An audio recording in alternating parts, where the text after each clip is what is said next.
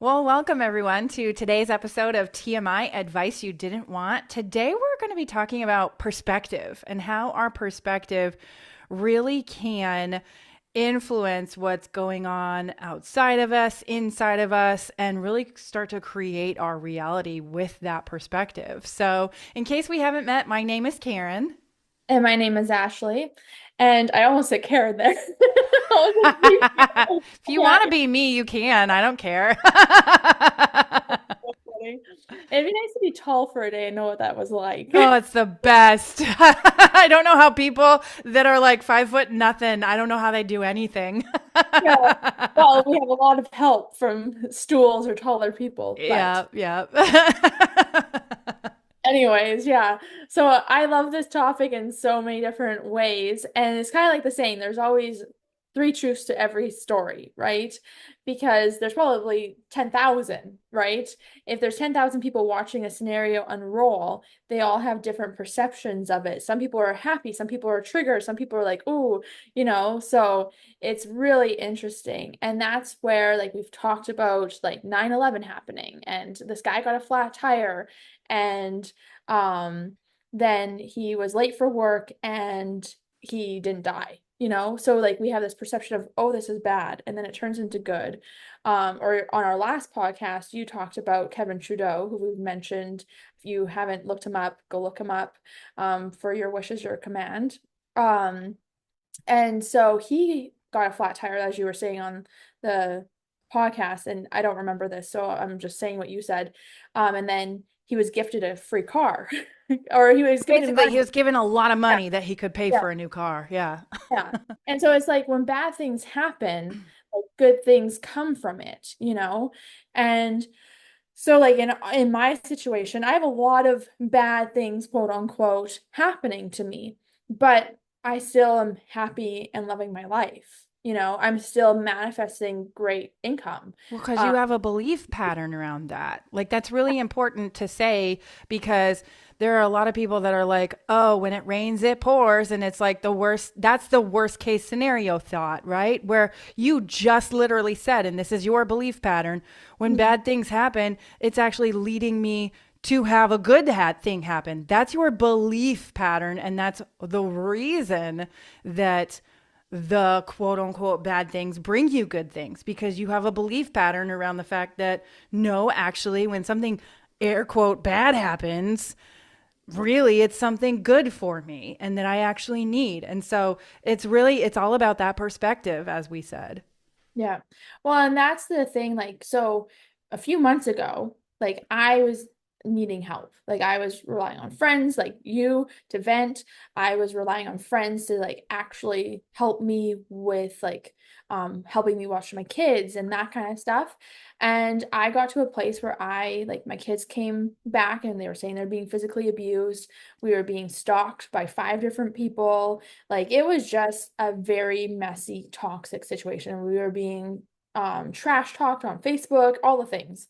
And I was like, I don't know how much longer I can keep taking this. Like, especially like feeling the feels of my kids. Like when they first had like came to me and shared about what had been going on for months and months and years even.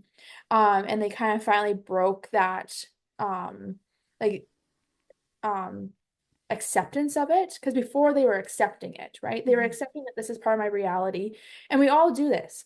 We all play up our reality like it's better than it is, Mhm. or it's worse than it is. Or it's worse. Yeah, And so it's all in yeah. our perception. So it's like, oh, and I can handle this. Like I can handle this job I don't really like. It's not so bad. This is the silver lining, and this can be a very healthy thing, often. But with children who are being physically abused or being emotionally abused, and they're like, oh, it's not that big of a deal. Like this is just a regular part of my day-to-day life. And then all of a sudden they're like, wait, no, this is wrong. It's like when you wake up from a like trauma bond abusive relationship too, um, you finally are like, okay, no, this doesn't work. And so when my kids finally came to me and said, hey, this is happening, I can't handle it anymore, and it was like there was so much pain that came out of them, and it was so hard. Now, it's not the same. Like their emotions aren't as strong and they're not as hurt and all that kind of stuff. But at that time, it was fucking hard to feel that heaviness of your kids. It was bad. And so I talked to a mentor counselor and I was like, how do I deal with this? He's like, you got to find a way to have fun. Mm-hmm. You're dying in this pain Mm-hmm. of your kids, and these people are toxic psychopaths that literally are going to try to make your life hell. And if you let them, they They will. will, yeah. So you have to find a way to have fun. And I'm like, okay, tell me how. Because I was so in my little pit of like, Mhm. I'm lost. Like, tell me how. Yeah, How do I? because you would ask me, what do I do? How do I do this? I'm like, you already know. I don't need to tell you. I can remind you, but I don't need to tell you how to do this.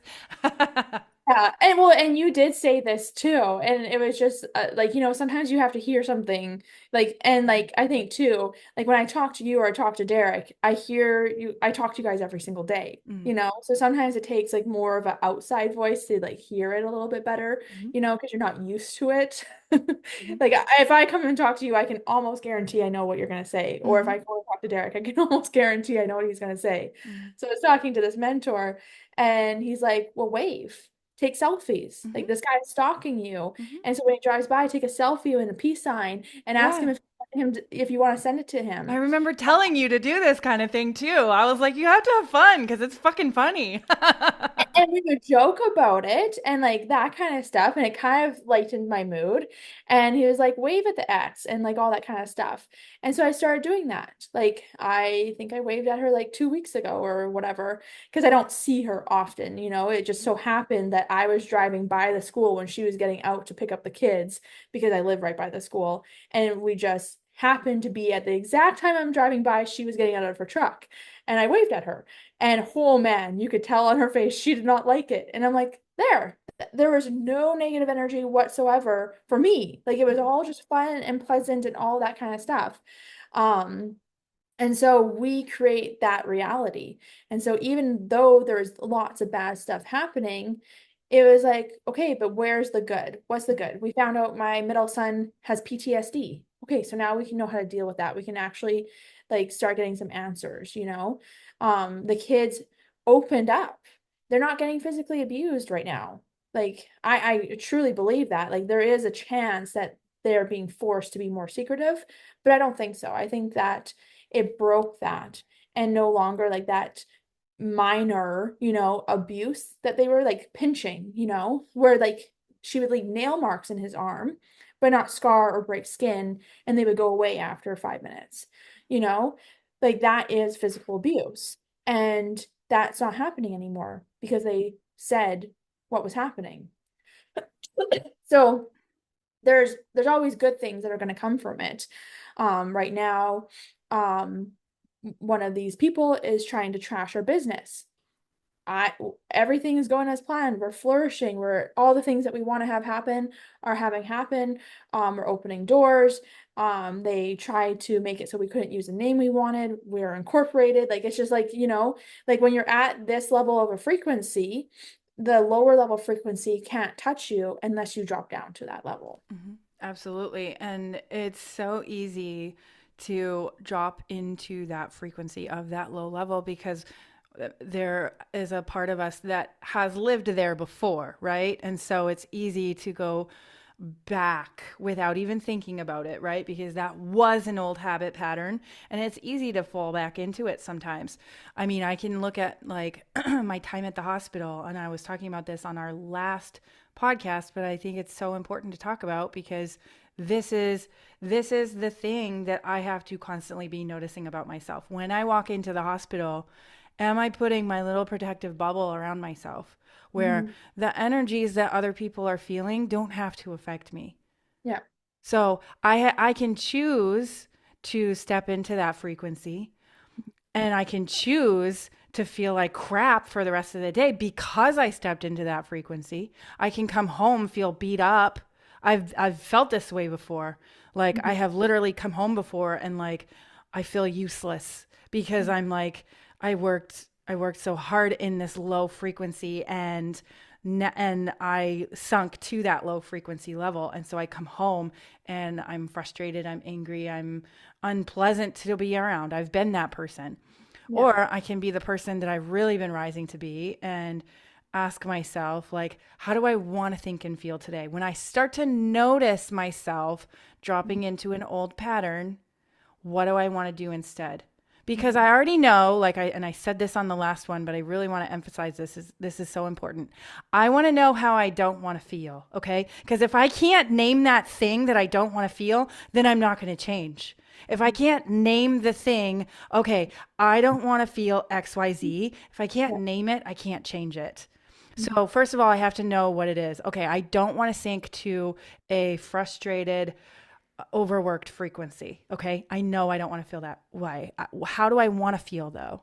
Mhm. I want to feel like I'm having fun today with some really cool people because I work with some cool people at the hospital. Okay. Mhm. I want to feel like we're joking and playing and having fun Yeah. while we're taking care of somebody, right? That is a totally different frequency. That's how I want to feel. And so I ask myself that constantly. And it's the same thing in your situation too, where you have to ask yourself, do I want to sink to this low level where this person is being abusive to children? Do I want to sink to that level? Do I want to sink to the level of frustration with this person that is trying to disrupt my business and my way of making money? Do I want to sink to the level of irritation, frustration, overwhelm? Why the hell would this person do this? Anger, all the things that you could rightfully feel, obviously, and there's no reason you can't feel that way. But how long do you want to feel that way? Because if you Mhm. continue feeling that way for a long period of time, you're going to keep creating that over and over again. So Yeah. when you notice, okay, this isn't the frequency I want to feel. I've already named that this isn't what I want to feel. So now I have to ask myself, okay, what do I need to do? Whether it's my thoughts, whether it's my actions, whether it's how I'm feeling about this situation, what do I need to do in order to 180 that? And sometimes it's like, I'm just going to wave at this person that hates me. I'm going to Mhm. wave because I literally feel no negative impulse to do so. Now, if you're going to someone and being like, "Hi," and like you're kind of like taunting them, that's a different frequency also. But if you're just waving at somebody and like somebody is like maybe they're stalking you as you said, and you're like, "Hey," like knocking on their window, "Can we get a selfie? I missed you." Like that's kind of funny. Like there's a different way to do it, right? There's such a different way to experience your life, and just having fun is always, in my opinion, the answer. And a lot of us miss that. Yeah. Well, and like there's so many different variations. Like I am someone that I love people. I am an extrovert. I love people around me. Like give me the biggest house in the fucking world, not because I want the material thing, but because then I can fill it with shit tons of people and Yeah, animals, yeah, yeah. you know? I get that. And so I legitimately wave and smile and say hi to everyone. If I've talked to you once at the school, if I am like present in that You're moment, so sometimes, Canadian, by the way. oh, I That's such a know. Canadian thing to say.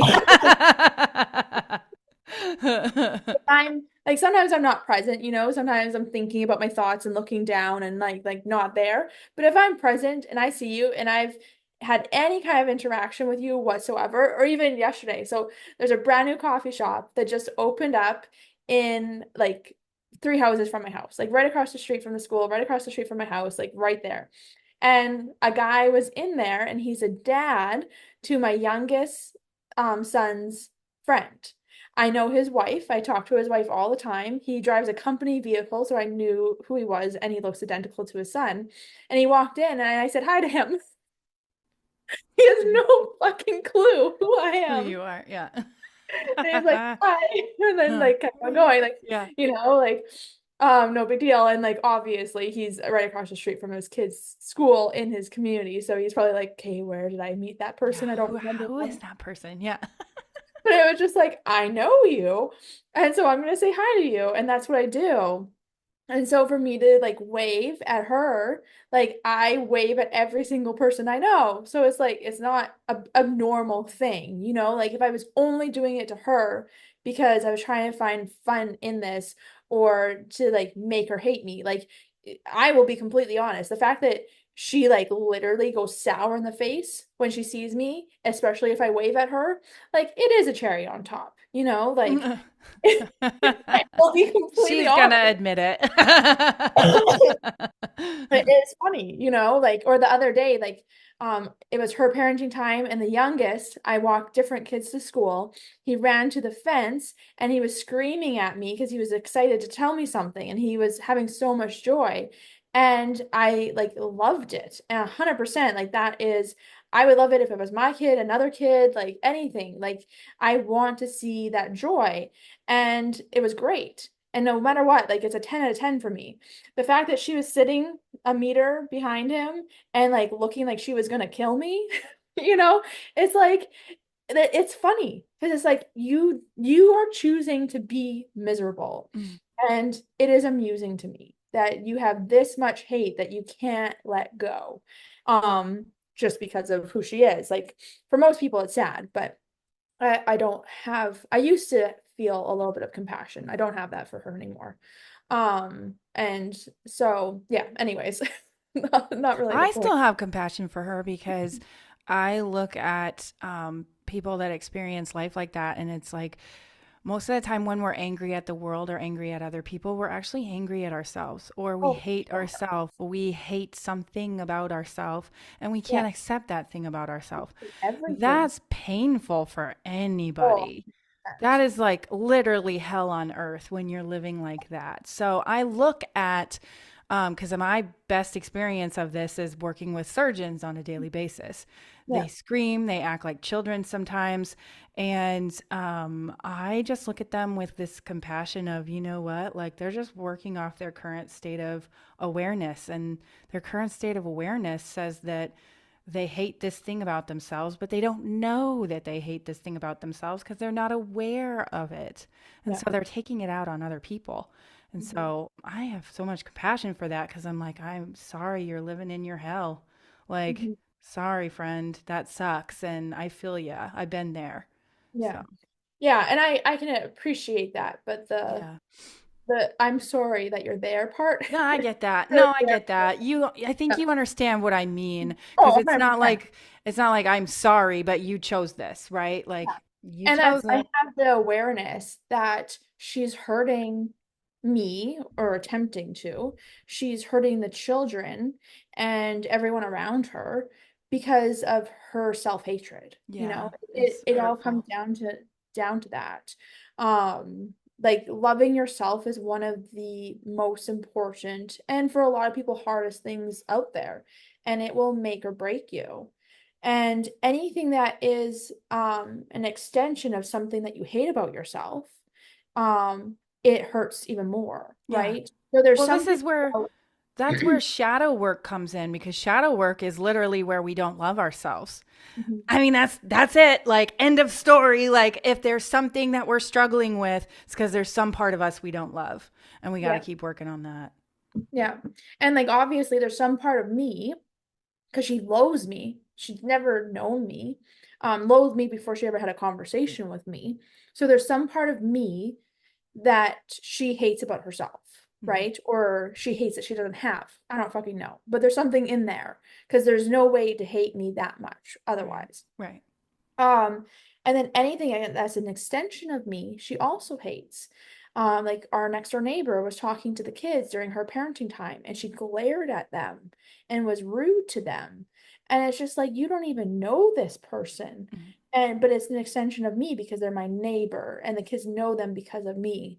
And it's just like I cannot imagine hating myself so much that then seeing something that reminds me of that and anything that's connected to that I can't tolerate. You know what Mhm. I mean? Mhm.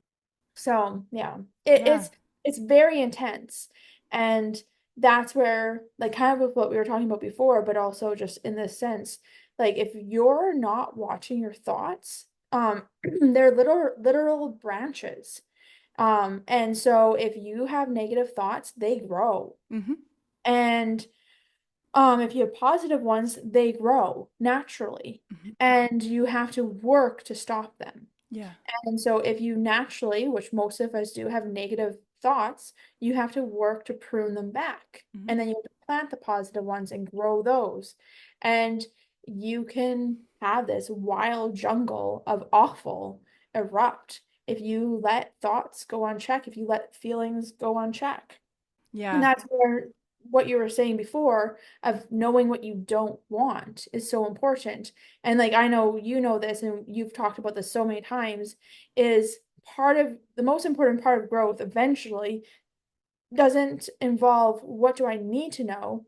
It involves what do I need to unlearn? Hmm. What do I need to get rid of? And that's pruning those branches back more. Hmm. So 'cause when you start being a little bit positive, it's going to kill off those dead branches a little bit. But those big fucking roots that are in there, those are things that you have to unlearn for them to actually go away for you to start growing those big, beautiful, positive trees. Yeah, absolutely. It's one thing that Dr. Joe says all the time is it's the unlearning and relearning process.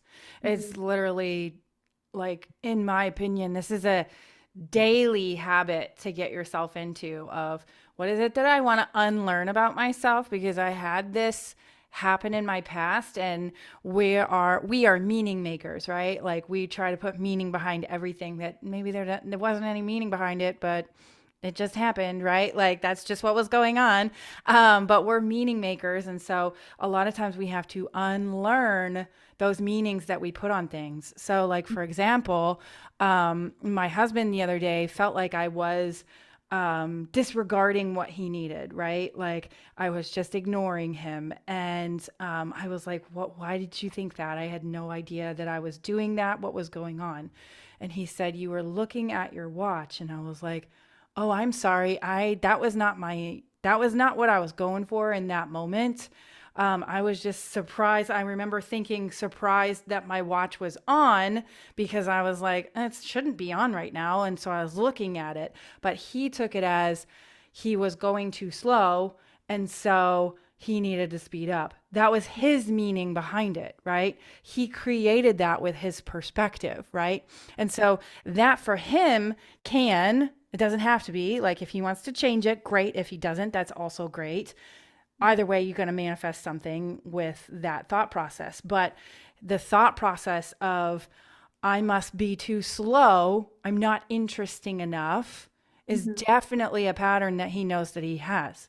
And so he created a meaning where there wasn't a meaning. There was nothing going on. And I apologized for not being fully present with him, but I wasn't doing what he thought I was doing, right? And so we talked about that later, and he was like, oh, whoops, like that kind of thing. So that's the thing, like we can choose the perspective we want, like kind of going back to the whole perspective thing. We can choose our perspective.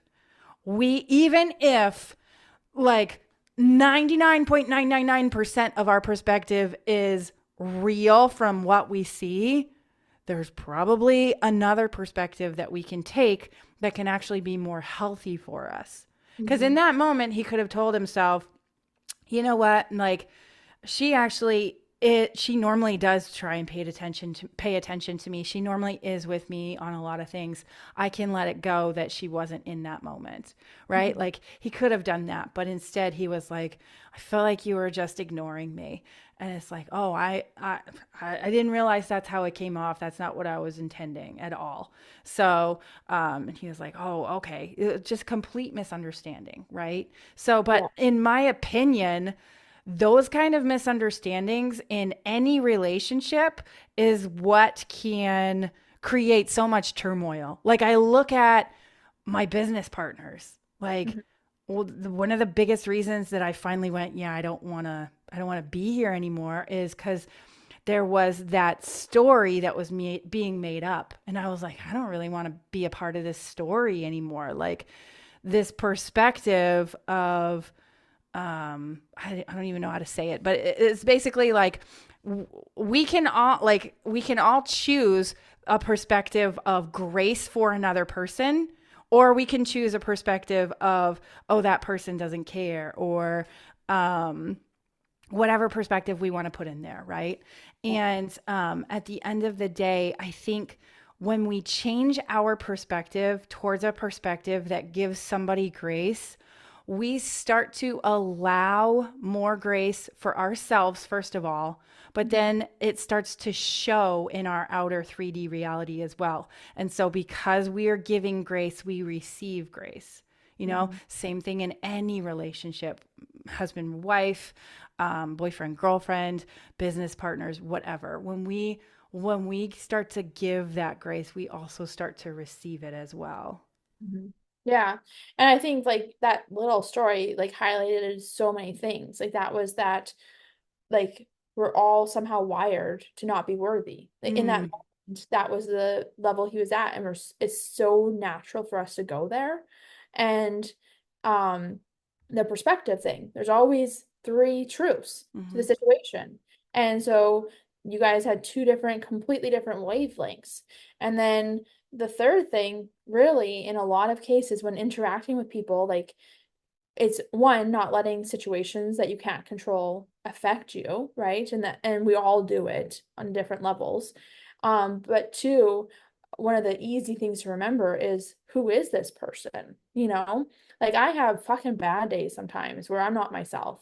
And like my partner has days where he's not himself. And it's like, okay, but who is this person at the end of the day? Like, is this like right now they're saying this, but is that really who they Yeah, are?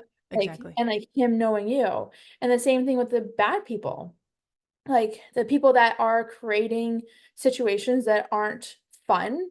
And like when people hear and see, like they can see it for themselves. They're like, wow, like I don't know how you deal with that.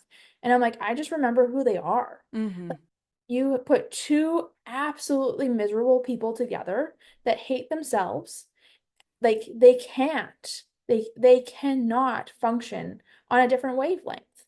And I'm over here loving my life, and they cannot wrap their head around it, so they hate me too, and they're going to try to take me down because hurt people.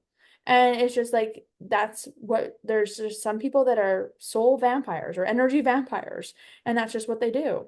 And so then it makes everything that happens a lot less meaningful, you hmm know? hmm Well, so I'm going to go a little bit into like Dr. Joe stuff, and I'm not going to go too deep because, as I've said before, I'm not allowed to share too much because I'm not NCS certified yet. But this is just too good to not talk about. So, all of us, we have the option of either living in a state of creation where we create from joy, love, hope, all those good things, or we Yeah, could be living in survival or stress, right? Most of us, because of our ancestry, because of our culture, because of generations long gone, we live in this state of survival. And survival means that I have to look out for number one. I have to look out for me. And that means that I have to be completely self absorbed with mhm, what's going on with me, mhm, right? And this creates so much of that turmoil that we talk about, right? Living in that survival state is what's going to cause most people to feel that unworthiness that we just talked about, right? If you're yeah, living in survival, you're living in stress. And so, as a result of living in that limited wavelength emotion, you're going to create thoughts and feelings of anger, frustration, self loathing, hatred, whatever low level frequency you want to put there, right? yeah, yeah, Because that's the wavelengths that you're living on. And most of us go through our life and we don't even realize that this mhm, is how we're living, right? yeah, So, like looking at your ex, like, fucking sucks for her because I know like she's living in this state of survival yeah, because her nervous system is so used to it. And yeah, because it's so used to it, she's going to keep creating it over and over again because she's addicted to those chemicals of survival. We yeah, become so addicted to a life we don't even like Mhm. that we just keep creating it over and over again. And we find someone else to hate. We find someone else to be angry with. We find another situation to feel like this is hopeless. We find whatever we can in our life to continue to think and feel on that same wavelength. And the truth of the matter is that we can change that at any minute just by saying, wait a minute, is this actually what I want to keep creating in my life? Or do I want to think and feel something different? Because I've already created from this level of survival. What would Yeah. happen if I created from a level of love and hope and creation, right? Yeah. Totally different wavelength. So, Mhm. Yeah, definitely. And I think that's the big thing too, is when we deny something, it makes it even harder. yeah. When we give in to something, it makes it even harder. And it's just like the whole branches thing. So, like for me, when my first door was open to this positive growth world, I ate it all up, you Mm. know? Um, and so if you're like, no, I'm not interested in this, it's going to be really hard to ever come back to it. And I don't know what it is. You probably know more than me. But there's something about how neurology works where if you say no to something, a new thought, it makes it way harder to ever accept that again. And so that's when you live in such a toxic place and there's no acceptance of it, like you really are throwing yourself in jail, in hell. Well, you're Um, addicted to the old life. We want to keep living that way because we're craving those feelings of feeling that way. We don't even realize we're craving it. I mean, look at like when you crave sugar, what emotion are you craving at that minute, right? What emotion do you want to feel? Like, so for example, maybe when you eat sugar, you feel guilty afterwards because oh my God, I'm on a diet and now I feel guilty. I just ate sugar. I think that you're addicted to the feelings of guilt, sister. Like, I don't know how else to say that. You're addicted to that. You're trying to fill that hole. mhm. So, Yeah. Yeah, and there's the two parts. There's one of being accepting of it and then dealing with like the like okay, now there's this problem, right? So like with my partner, he lived a very toxic, really negative life before he met me. And um he and this is kind of like he was talking to one of our mentors and our mentor was like, if you had such a toxic life, how did you ever meet Ashley? And his response was, because right before I met her I realized it was toxic and I yeah, didn't want it anymore. yeah. And he became aware of it. Hmm. How he did, I'm not sure, but he became aware of it and he's like, I want it to change. And he's like, literally within the week I met you. Yeah. And or we started talking online and he's like, oh, like I can feel good. And he's like, this is interesting. And so he became open to it. Yeah. He um became aware. Yeah. but it was like a fucking hard battle over 4 years of dealing with his ex and dealing with his habit patterns. Hmm. I have my own negative habit patterns, but my family isn't hasn't passed on like unbelievably toxic generational shit for me to deal with. And he has his in spades. And so like when you're unpacking that, like it's hard. And there's so many times where you want to give up because breaking those habit patterns and taking those tree roots out of your brain, it is not easy. And like we said on our last podcast, it's not going to be all sunshine and rainbows and daisies. Like, Not always. sometimes it's going to feel worse Hmm. before it gets better. But it definitely on the other side of it, like you can live in your hell or you can create your heaven. Hmm. And there's no in between. You're either going to be growing a bigger hell or a better heaven. Yeah, absolutely. Yeah. And I think like going back to like my Christian roots, like with the whole heaven and hell thing, it is truly a choice of heaven and hell is right here, right now. 100%. And we create it by what we're thinking and feeling on a second by second basis. So, Yep. yeah, love that. So, with that, I think we can call this one a wrap because this was a really good conversation. I feel like we could keep talking about this for days. Oh, yeah. But Friends, if you're listening to us on YouTube, go ahead and give us a like, subscribe. Let us know in the comments what you think, what your thoughts are. And if you're listening to us on your favorite podcast host, go ahead and give us a 5-star. Let us know in the comments as well what your thoughts are. Let's get some good conversation going. So with that, we're going to call TMI Advice You Didn't Want a wrap for today. See everyone next time. Thanks so much for watching. Click on one of the videos below to continue hanging out with us, and don't forget to subscribe.